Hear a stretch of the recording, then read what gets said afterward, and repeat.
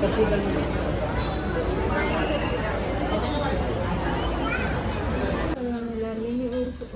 എന്തെങ്കിലും നനച്ച് തുടച്ച് തുണി കൊണ്ട് നനച്ച് തുടച്ചോ.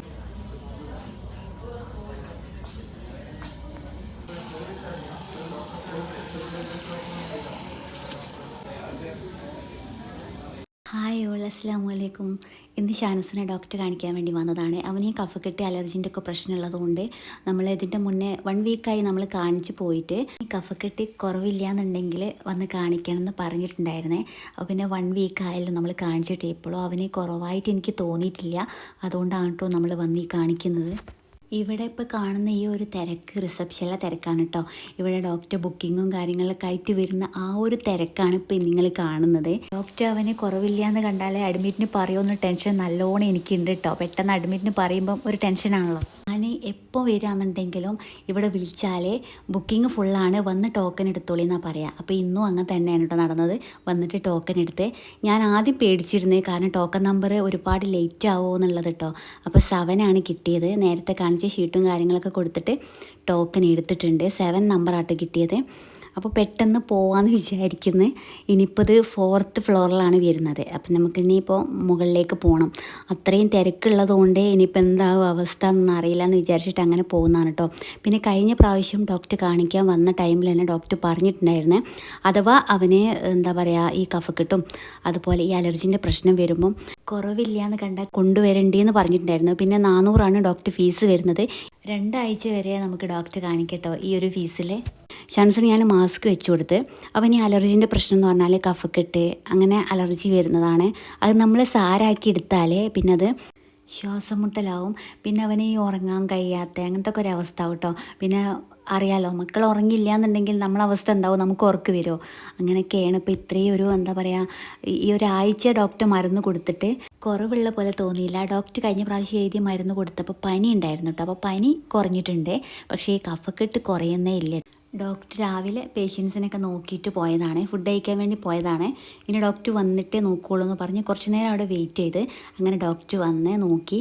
അതിൻ്റെ വീഡിയോസൊന്നും എടുക്കാൻ കഴിഞ്ഞില്ല കേട്ടോ. ഡോക്ടർ പറഞ്ഞത് എന്താ വെച്ചാൽ അഡ്മിറ്റ് ആക്കണം എന്നാണ്. കാരണം നല്ലോണം കഫം നനഞ്ഞിട്ടുണ്ട്. ഇങ്ങനെ ഈ അലർജി ഇങ്ങനെ പ്രശ്നം വന്നവർക്ക് മനസ്സിലാവും. ഈ അഡ്മിറ്റ് ചെയ്യാന്ന് പറഞ്ഞാൽ 4 നേരം സൂചിയൊക്കെ വെച്ചിട്ട് അത്രയും റിസ്ക് എടുത്തിട്ട് വേണം ഇവിടെ അഡ്മിറ്റിന് നിൽക്കുമ്പോൾ കേട്ടോ.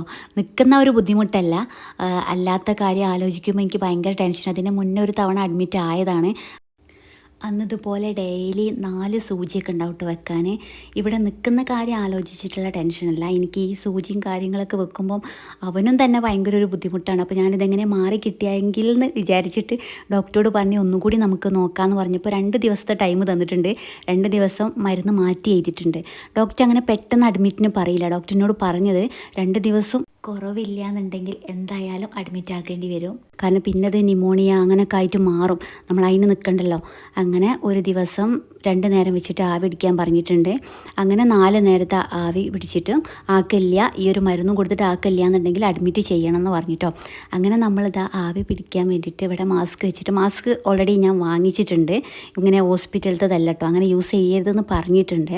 അങ്ങനെ മാസ്ക് ഞാൻ വാങ്ങിച്ചത് അതൊക്കെ പുറത്തേക്ക് എടുത്തിട്ടുണ്ട്. സിസ്റ്ററോട് ഞാൻ പറഞ്ഞ് ഇങ്ങനെ കാര്യം പറഞ്ഞപ്പം അത് മരുന്നൊക്കെ വെച്ചിട്ട് 2 തരം മരുന്നൊക്കെ തന്നിട്ടുണ്ടായിരുന്നു. ആ മരുന്നൊക്കെ വെച്ച് ആവി പിടിക്കുന്നതാണ്. ഇനിയിപ്പോൾ ആവി പിടിച്ചിട്ട് അവന് സമാധാനം ഇല്ല എന്നുണ്ടെങ്കിൽ എന്തായാലും അഡ്മിറ്റിന് പറഞ്ഞിട്ടുണ്ട്. അഡ്മിറ്റിന് പറയാമെന്ന് വെച്ചാൽ ഭയങ്കര ഒരു ടെൻഷനുള്ള കാര്യം എനിക്കിട്ടോ. ഇങ്ങനെ ഈ അലർജീൻ്റെ പ്രശ്നം ഇത് ഉള്ളവർക്ക് മനസ്സിലാവും ഇതിൻ്റെ ബുദ്ധിമുട്ട് എത്രത്തോളം ഉണ്ട് എന്നുള്ളത്. മക്കൾസിനായാലും ഭയങ്കര ബുദ്ധിമുട്ടാണ്.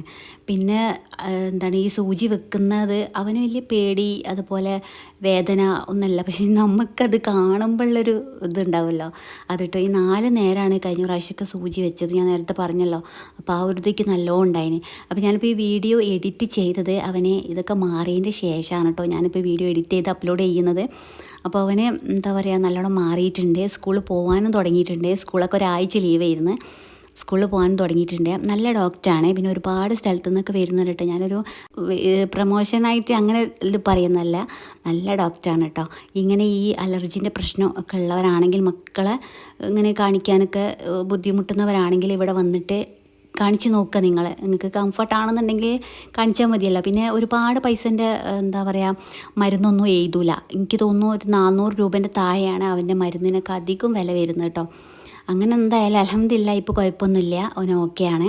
പക്ഷേ അഡ്മിറ്റിന് പറഞ്ഞപ്പോൾ ഒരു ടെൻഷൻ എനിക്ക് നല്ലോണം ഉണ്ടായിരുന്നു. പിന്നെ ഡോക്ടർ ഒരു വിശ്വാസം എനിക്കുണ്ട്, കാരണം അത്ര പെട്ടെന്നൊന്നും ഡോക്ടർ അഡ്മിറ്റിന് പറയൂല. അത്രയും ബുദ്ധിമുട്ടാണെന്ന് കണ്ടതുകൊണ്ടാണ് ഡോക്ടർ അഡ്മിറ്റിന് പറഞ്ഞത് കേട്ടോ. മരുന്ന് മാറ്റി തന്നല്ലോ, അതിലും കുറവില്ല എന്നുണ്ടെങ്കിൽ 2 ദിവസം അത്രയേ ഉള്ളൂ കേട്ടോ. അത് കഴിഞ്ഞാൽ എന്തായാലും അഡ്മിറ്റ് ചെയ്യണം എന്നാണ് പറഞ്ഞത്. അത് അത്രയും ഡോക്ടർ സ്ട്രിക്റ്റായിട്ട് പറയണമെന്നുണ്ടെങ്കിൽ അത് ഇങ്ങനെ എന്താ പറയുക, കഫം കൂടിക്കഴിഞ്ഞാലുള്ള ബുദ്ധിമുട്ടാണ്. മക്കളല്ലേ, നമ്മൾ വലിയ ആൾക്കാർക്ക് തന്നെ ഇങ്ങനെ അലർജി വരുമ്പോൾ താങ്ങാൻ പറ്റുന്നില്ല, പിന്നെ മക്കളെ കാര്യം പറയണോ. അപ്പോൾ അതാണ് കേട്ടോ. അങ്ങനെ ഞാൻ ഹോസ്പിറ്റലിൽ നിന്ന് ഫാർമസിയിൽ നിന്ന് ഞാൻ മരുന്ന് വാങ്ങിക്കാറില്ല, കാരണം ടോക്കൺ എടുത്തൊക്കെ നിൽക്കണം. അങ്ങനെ അവിടെ നിന്ന് മരുന്ന് വാങ്ങിക്കുന്നതാണ് കേട്ടോ, പുറത്തുനിന്ന്. അതായത് ഹോസ്പിറ്റലിൻ്റെ ഇവിടെ തൊട്ടടുത്ത് തന്നെയായിട്ട് ഫാർമസി ഉണ്ട്. അവിടെ ആകുമ്പോൾ തിരക്കും ഉണ്ടാവില്ല, നമുക്ക് ഫ്രീ ആയിട്ട് തന്നെ മരുന്ന് വേഗം വാങ്ങിച്ച് പോകാൻ പറ്റും. ഇങ്ങനെ ക്യൂ നിന്നിട്ടൊന്നും മരുന്ന് വാങ്ങിക്കേണ്ട ആവശ്യമില്ല. അങ്ങനെ ഷാൻസ് നോക്കുന്നത് അത് അവിടേക്കാണ് കേട്ടോ. അവൻ്റെ കണ്ണുകൾ ഫോക്കസ് ചെയ്യുന്നത് ആ കാറ്, ജീപ്പ് അതൊക്കെ ഉണ്ട്, അതൊക്കെയാണ് ടോയ്സിലേക്കാണ്. ഇവിടുന്ന് അധികം ഞാൻ വാങ്ങിച്ചു കൊടുക്കാറുണ്ട്. അവിടെ ഇങ്ങനെ ഈ 10, 20, 30 അങ്ങനെയൊക്കെ വിലൻ്റെ കാറുകളാണ് ഉണ്ടാവുക. വാങ്ങിച്ചു കൊടുത്താൽ ഒരു ദിവസം കൊണ്ട് റിപ്പയർ ചെയ്യും. പിന്നെ നല്ല വിശപ്പുണ്ടെന്ന് പറഞ്ഞിട്ട് അവന്, കാരണം ഇത് ഇങ്ങനെ ആവി പിടിച്ചതും അങ്ങനെയൊക്കെ അല്ലേ, അപ്പോൾ അതുകൊണ്ട് നല്ല വിശപ്പുണ്ടെന്ന് പറഞ്ഞപ്പോൾ ഞാൻ പിന്നെ ഫുഡ് വാങ്ങിച്ചു കൊടുക്കുക എന്ന് പറഞ്ഞ് ഞങ്ങൾ ഹോട്ടലിൽ കയറിയതാണ് കേട്ടത് കാണുന്നത്. അങ്ങനെ അവിടെയും വെയിറ്റിംഗ് ആണ്. അങ്ങനെ ഫുഡിന് പറഞ്ഞിട്ടുണ്ടായിരുന്നു, ബിരിയാണിയാണ് പറഞ്ഞത്, ചിക്കൻ ബിരിയാണി. അങ്ങനെ അത് കഴിച്ചിട്ട് അങ്ങനെ നേരെ വീട്ടിലേക്ക് പോകാമെന്ന് വിചാരിച്ചിട്ടോ. അപ്പോൾ ഫുഡൊക്കെ ഓർഡർ ചെയ്തിട്ടുണ്ട്. ഉച്ച ടൈമൊക്കെ കഴിഞ്ഞിട്ടോ, ഈവനിങ് ആയിട്ടുണ്ട്. ഏകദേശം എനിക്ക് തോന്നുന്ന ഒരു 6:45, 6:30 ആ ഒരു ടൈമൊക്കെ ആയിട്ടുണ്ട് കേട്ടോ. അപ്പോഴാണ് അവന് ഉച്ചക്ക് അങ്ങനെ വലിയതായിട്ട് ഫുഡും കാര്യങ്ങളൊന്നും കഴിച്ചിട്ടില്ല. രാവിലത്തെ ബ്രേക്ക്ഫാസ്റ്റിൻ്റെ ബാക്കിയുള്ളതാണ് കഴിച്ചത്. ചോറ് കഴിക്കാതെയാണ് ഞങ്ങൾ ഹോസ്പിറ്റലിലേക്ക് പോയത്. അപ്പോൾ എന്നോട് ബിരിയാണി കഴിച്ചിട്ട് സൂപ്പറാണെന്നൊക്കെ പറയുന്നതാണ് കേട്ടോ. ഞാനില്ലേ ഈ മിറർ കാണുമ്പോൾ ഇങ്ങനെ ജസ്റ്റ് ഇങ്ങനെ വീഡിയോ എടുക്കേ, അപ്പോൾ അവൻ്റെ മുടി ഇങ്ങനെ നനച്ചിട്ടുണ്ട്. അപ്പോൾ ഞാൻ പറയും, എന്തിനാണ് ഇങ്ങനെ നനയ്ക്കുന്നത്, ഒന്ന് ചുമച്ച് കഫൊക്കെ ഒന്ന് ഒഴിവാക്കുക എന്ന് പറഞ്ഞിട്ട് അങ്ങനെ ചെയ്യുന്നതാണ് കേട്ടോ. അപ്പം ജസ്റ്റ് ഇങ്ങനെ വീഡിയോസ് എടുത്ത് അങ്ങനെ അതൊക്കെ കഴിഞ്ഞ് ഇനി നേരെ വീട്ടിലേക്ക് പോകുന്നതാണ്. അവന് അത്ര അങ്ങോട്ട് ഓക്കെ ആയിട്ടില്ല. അവന് ഫുഡൊക്കെ കഴിച്ച് പിന്നെ നമ്മൾ ഒരു നേരം ആവി പിടിച്ചല്ലോ, ഇനിയിപ്പോൾ നാളെ ഇതുപോലെ 2 നേരം കൂടി പിടിക്കാനുണ്ട്.